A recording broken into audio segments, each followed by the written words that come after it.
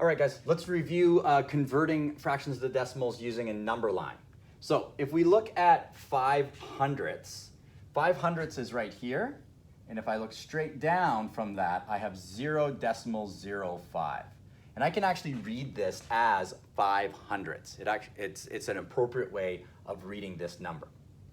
3500ths, it's right here. And if I look straight down, it's 0.35. Right? We have 3/10ths and 500ths. 90 hundredths, so it's right here.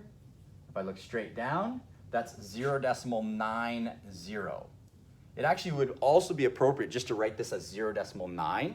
In this case, this 0 is kind of redundant. It doesn't really, it just tells us that there's nothing smaller than the tenths place in this question. 55 hundredths, it's right here. And if I look straight down, it's 0.55.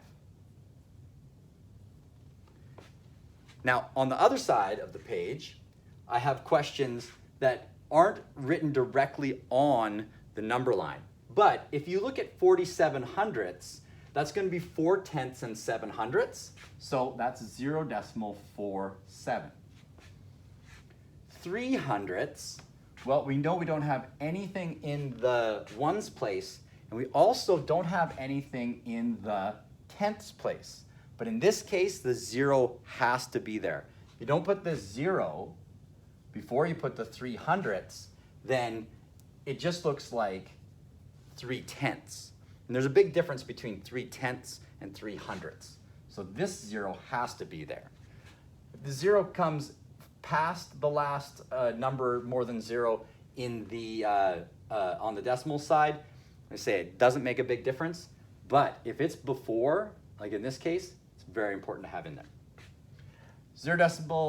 86 hundredths, that would be 0 with 8/10ths and 6 hundredths. 19 hundredths would be 0.1 in the tenths, 9 in the hundredths. 7 hundredths, this is similar to this one right up here where it's very important to have a 0 in the tenths place and a 7 in the hundredths place. And 100 100ths just means that if I was working my way across the number line, I have reached the number 1. And if you just left it as a 1, that would be fine, although putting 1.00 is also correct. Okay, guys, hopefully that helped you. Thank you.